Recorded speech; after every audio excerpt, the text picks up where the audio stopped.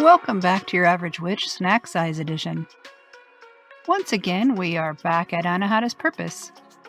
This was recorded live in a variety of spaces at Anahata's Purpose. I talked to a bunch of different people from all over the U.S., plus one maple bean, and they answered the questions about choice and told a couple stories of spellcraft. Again, these are just the snack size questions. Be sure to catch the longer interviews about Anahata's Purpose, similar to my Anahata's Purpose 2021 episode last year in December. First, I talked to Lisa, one of my patrons. Lisa, do you welcome for? Hi, Hi Lisa. It's nice Welcome to be to the here. show. That's staying. Would you please tell me if you believe that being a witch is a choice? I think that some people might have a natural ability, but practicing is a choice. Can you not practice? You personally? Can you stop practicing? When I get busy, it just falls out. But if I tell you you can't away. practice anymore ever? But how do I do? Besides people telling you no makes you angry, which it does me. Okay, if you practice witchcraft again, you're going to get some terrible disease and die. I don't know. I think my practice is so young that it wouldn't affect me too hard. But the religion part of it, like the spiritual part, would always still be there. Do you have any spell stories that you will share?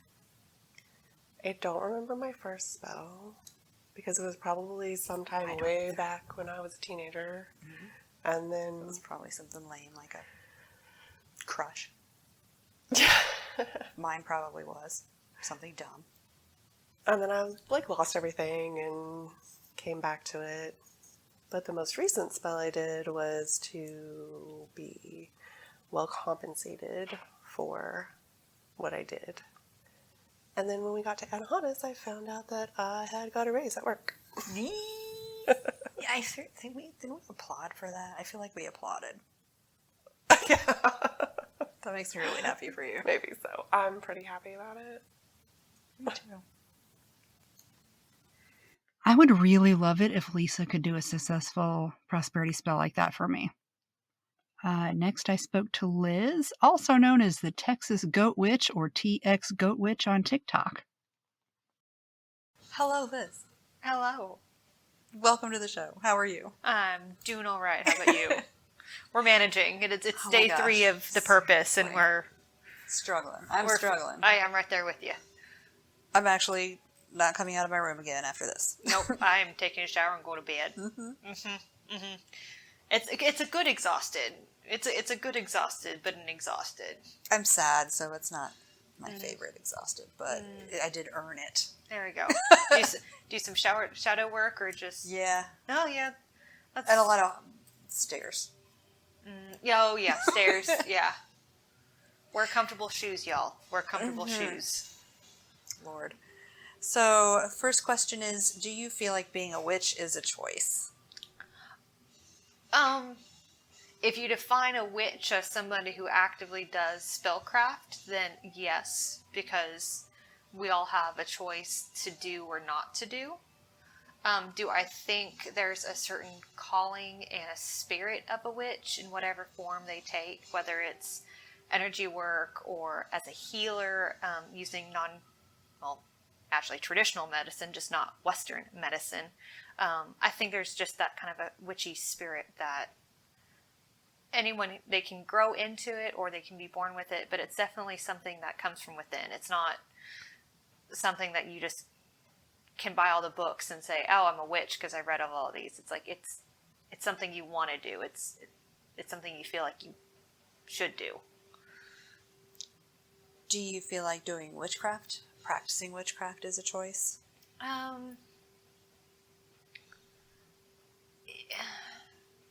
There's so many ways to do spellcraft, whether it's in the kitchen and just stirring your Catholic grandmother's tomato soup that she used to feed the reverend or the priest every Sunday. You can spin that recipe a certain way, and that can be inviting abundance or banishing, or you can even just with meditation. There's such a breadth, or even filling up a jar full of rusty nails and vinegar. There's such a breadth. I think you can do spellcraft with. You went from comforting grandma to suddenly like a full left hand. There's definitely a spectrum, but there's so many ways that you can do it without trying and without realizing. So I don't think that's a really yes or no. If whatever you put your intention is, that's your craft. Whether it is just stewing soup or actively wishing justice. Could you stop doing it? Could you just quit cold turkey and I'm not going to do witchcraft anymore? I think it would definitely have to conscious choice. I know for me personally, my husband-to-be is supportive of a lot of it because he's like, whatever makes you happy, whatever makes you feel better. And he sages his house himself. How many cowboys do that? But I don't think I could stop it because I was doing it before I knew what it was. It's one of those things, it would be like trying to tell me to stop drinking water or stop enjoying the sunshine. It's just so ingrained in me of just stirring my soup and just recognizing the little things I do every day. Now, do I think somebody could? Yes. Maybe overtly doing craft, but I think subconsciously they'd have a little bit of something of, saying bless you after a sneeze, or this is it's something you can't stop 100%, or else you'd go mad trying to catch yourself. Do you have any spells that you'll share that spell experiences? I do a lot of candle work with dressing the candles. I'm a little ADD, so I have trouble sitting down in just one place, and I'm incredibly frugal. So I am not one I'm going to go out and buy all the different spell ingredients. I use what's in my kitchen and learn what grows around my area that I can forage and work with it that way. So it's also, I think there's a certain power that comes from when it's in your area, you're tied to it, you're channeling it. It's not, who knows that rose petal that you get supposedly from the shop, whether it came from China and everything that's touched it since then, what's there. But I do a lot of candle work, dressing the candles, blessing them, and then I will just light it while I'm going and doing around other things. And that way, every time I come to the room, I see it, and it's kind of like oh yeah. And I say the affirmation or kind of redo the spell that I want to bring. And normally it's prosperity. I mostly do prosperity spells for business or for my livestock procreation or just for positive feelings that those can prosper and multiply and just beat back the negative stuff. So that's kind of my spell history. And I love tarot. I know that's not really a spell, but like tarot is my jam. It's my jam. It's not my jam. That's why I pay people to do tarot for me. I have a deck that's like 2 years older than I am, and it's from East Germany, and so it's got like English, French, and German, and it's all in a Slavic pattern, so I love it. That's cool. It's probably the only reason I do tarot, to be honest, just to look at the pretty pictures, if anything. I still really want to see that tarot deck. It sounds really cool.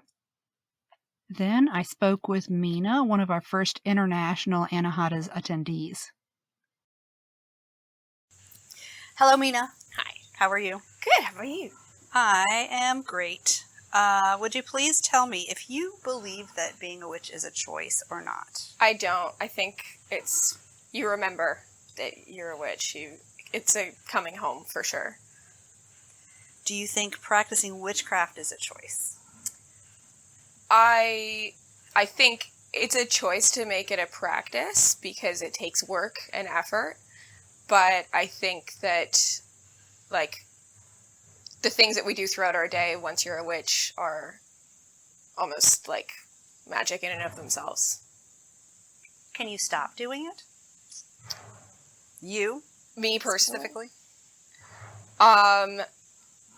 Like, I could Could if you I... go cold turkey is what I mean. Can you go cold turkey and no longer practice witchcraft? I mean, I've fallen away from my practice, like, accidentally over time, and so, like, there have been times where I've stopped doing it, but, like, being told that I couldn't do it if I needed to make something happen would be very, very tough not to do it. Mm-hmm. Isn't that weird? Mm-hmm. Witches are weird. Want to do what you You can't heard do. it here. Told no, do it. I'm sure by now you know that I hate being told what to do, and I'm glad to hear I'm not the only one. Now we hear from Sage. Anyway, hi Sage. Thanks for talking to me. Hi, thank you for letting me talk to you. So, on this mini episode, I would love it if you would tell me if you think being a witch is a choice. Okay, so I've actually thought about this quite a bit because I've listened to some of your episodes and it's caused me to ponder. So the short of it is, on a philosophical level, no, it's not a choice, but on a day-to-day level, like, you kind of have to choose to identify it and be it, like, in practice. I can go into that more, or I can just leave it at that. Go into it more, Okay. please.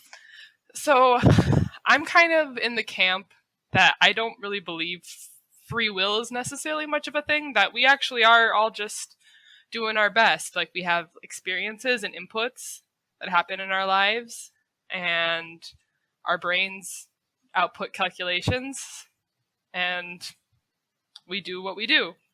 So on that front, if you're a witch, it's because the things that have happened in your life up to this point have influenced you to be so.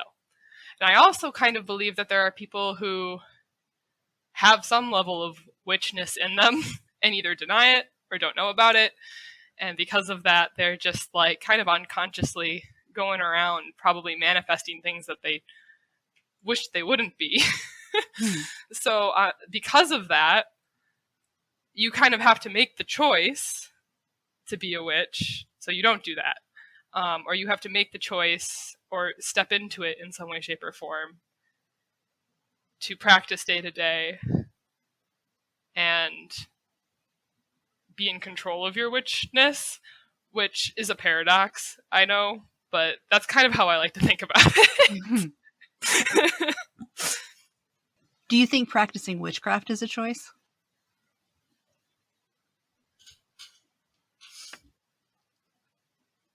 Again, I would say on a practical level of how we like to think about things, yes. Yes, it is a choice. Can you just not do it anymore? I would say no, because of how integrated it is into the way I view the world. Like, I would have to totally, like, reshape my daily perception of just how things are before I could stop. I haven't gone into this before. You're the lucky one who caught me when I'm sleepy, so things are coming out of my mouth. So, do you think, and this isn't a test, I'm just, like, talking. Do you think that do you think people who haven't been doing it, I don't know how long you've been practicing, but do you think people earlier in their practice, it's easier for them to stop doing it than not? I think it really depends, because it goes back to that sort of worldview thing. Because if you're early on in your practice, but you see the world in terms of things like energy, or like you feel like you have the ability to, like, I guess, influence fate a little bit, because I think kind of at the core of it, that's what witchcraft is you're trying to pull on the strings of luck and fate. So if you have adapted that belief it would be really hard to stop, even if you're early on in your practice. Well, now But you might. I might have to ask people if they believe in fate now, because I don't necessarily think I do. Oh, So I do really? think, yeah, or no, whatever the answer that means, I don't believe in fate. Oh, well, because it makes me wonder, like when you practice, is it like if you're casting a spell, like what mechanism do you feel like you're acting on to get an outcome from a spell? Well, everything is made of energy, Yeah. even me. And if I this is one of my greatest fears, maybe you've already heard it. If I piss off the cells and the atoms in my body, maybe they'll leave and I won't be me anymore. Yeah. So I try to influence the energy in everything else around me to do what I want. Yeah. But I don't necessarily think that there is something larger fixing things. And I mean fixing as in affixing, not like it's broken, but affixing things. Yeah. Making it permanent. Like everything's written. Yeah, I don't necessarily see that. And I'm wondering also, can we both be right? Yeah, well, and I guess when I use the word fate, I think like it's personal. It's like whatever your own personal beliefs are on like whatever that mechanism is. It's like once you believe you have control over some sort of mechanism, whether it's fate or energy or, you know, like I think that's huge. That's a huge step in like living life. And that's also part of just what witchcraft is. Like people say everything happens for a reason. I super don't believe that. I don't believe in destiny. I think we're just out here flapping. Yeah. It's all just kind of a random number generator. That makes me angry, but yes. I love simulation theory, but fuckrandom.org.